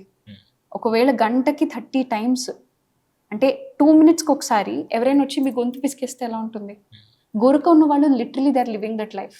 మీరు అన్నట్టు నిజంగానే అది బెస్ట్ స్లీప్ అనుకుంటున్నారు చాలా మంది. అరే నాకు చాలా రోజుల తర్వాత మంచి నిద్ర పట్టిందిరా గురక పెట్టి పడుకున్నా. ఎగ్జాక్ట్లీ. అంటే ఈ మిత్ని బ్రేక్ చేయాలి అని అంటే the amount of health awareness తీసుకొచ్చే responsibility, I personally feel that responsibility. నేను ఒక స్లీప్ డాక్టర్గా నా రెస్పాన్సిబిలిటీ పేషెంట్స్ని ట్రీట్ చేయడమే కాదు, ఈ అవేర్నెస్ తీసుకురావడం. ఈ అవేర్నెస్ గ్యాప్ తగ్గినప్పుడే మాలాంటి డాక్టర్స్ వల్ల there is some use to the patients. అవేర్నెస్సే లేకపోతే నేను ట్రీట్ చేసి ఏం యూజ్ అండి? అంటే ఓన్లీ నాలెడ్జ్ ఉన్న వాళ్ళకే డూ దే డిజర్వ్ హెల్త్? అంటే మంచి అర్బన్ ఎన్వైరన్మెంట్లో పెరిగి నాలెడ్జ్ ఉండి చాట్ జీపీటీని అడిగి స్నోరింగ్ అనేది ఒక ప్రాబ్లమా అని అడిగి నా దగ్గరకు వచ్చే వాళ్ళకే ట్రీట్మెంట్ అంటే ఇట్ మీన్స్ హెల్త్ కేర్ అనేది ఒక బయాస్ అయిపోయినట్టే కదా. అంటే ఎడ్యుకేటెడ్ క్రౌడ్కే నేను ట్రీట్ చేస్తున్నట్టు. పాప నాలెడ్జ్ లేని పెరిఫరీస్లోనో, రూరల్ ఏరియాస్లోనో, విలేజెస్లో ఉన్న వాళ్ళకి నేను ట్రీట్ చేయలేను కదా. అండ్ మీరు చెప్పినట్టే ఇప్పుడు ఇది మీ నార్మల్ పీపుల్కి ఇది పెద్ద ప్రాబ్లం అని చెప్పారనుకోండి, అరే హాస్పిటల్ వాళ్ళు పెద్ద ప్రాబ్లం అంటున్నారు, ఈ గురుకని పెద్ద ప్రాబ్లం అంటున్నారు, they take it wrong. I agree. So I had 100%. అంటే నేను ఒకటే చెప్తాను, చాట్ జీపీటీని అడగండి. బికాస్ ఐ డోంట్ నో, నన్ను ట్రస్ట్ చేసే పేషెంట్స్ ఉంటారు, but for somebody who's new, నేను చెప్పినప్పుడు she selling a new problem. గురకాని కొత్త ప్రాబ్లమ్ని మార్కెట్లోకి తీసుకొచ్చి they want to make money అనే ఒక feeling, and such comments are definitely there, but I never want to bother.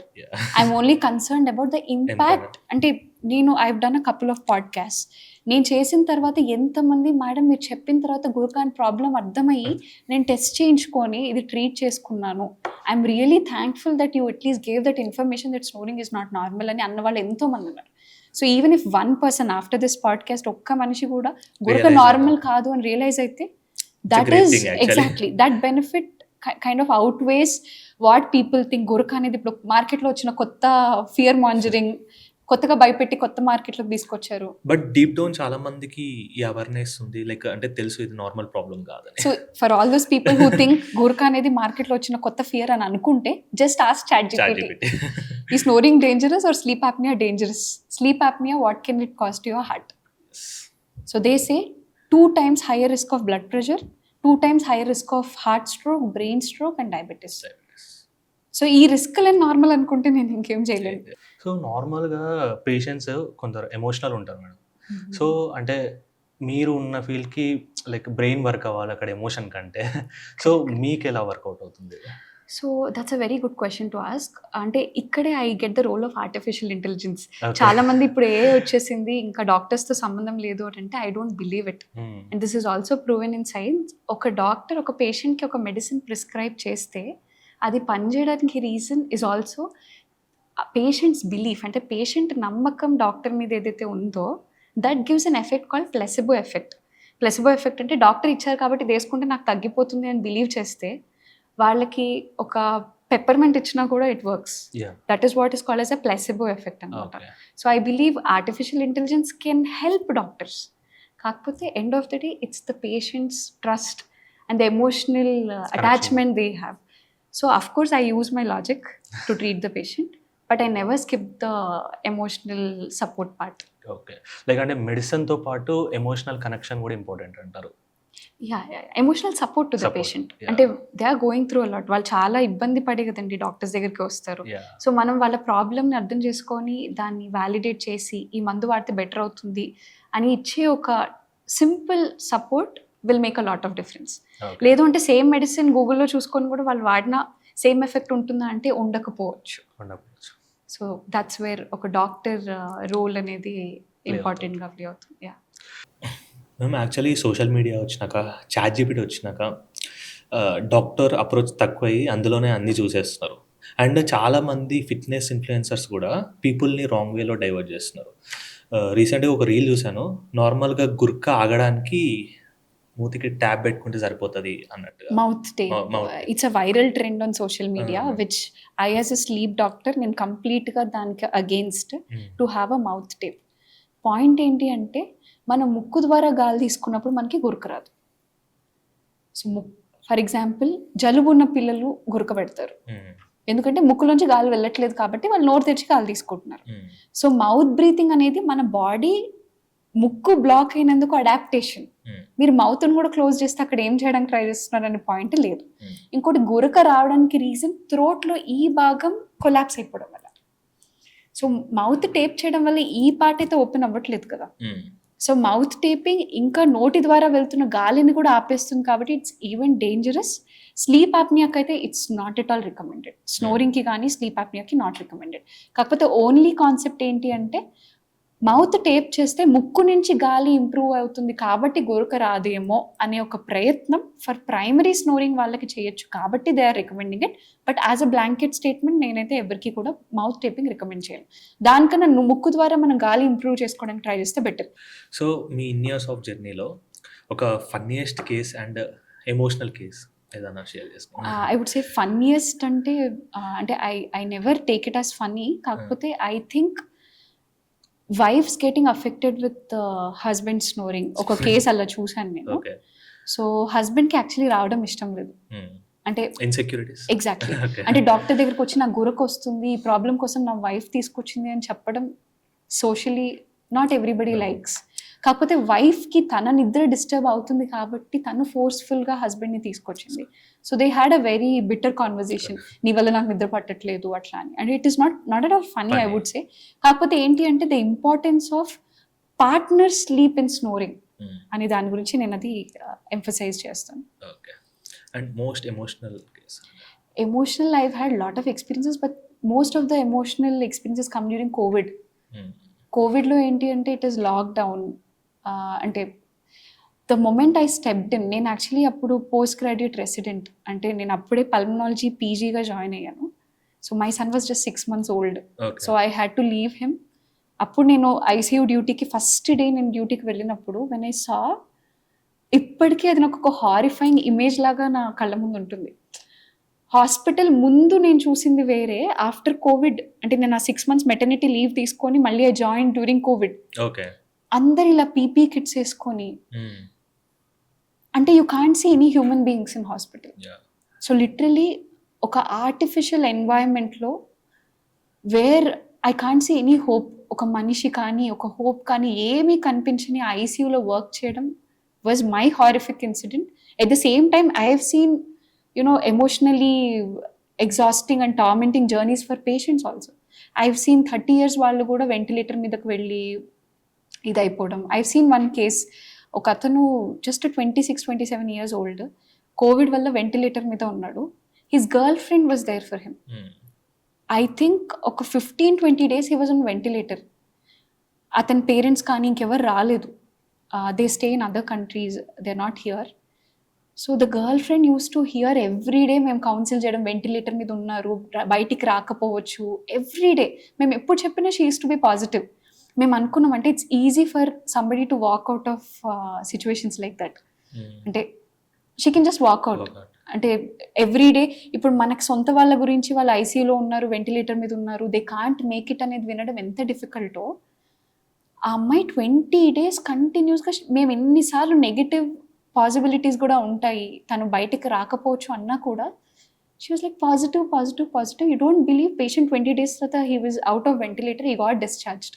Super. Yeah అది అంటే పాజిటివిటీ అంటే it was very emotionally uplifting. ఎందుకంటే కోవిడ్ చాలా ఎమోషనల్ జర్నీస్కి కారణం అని చెప్తాను.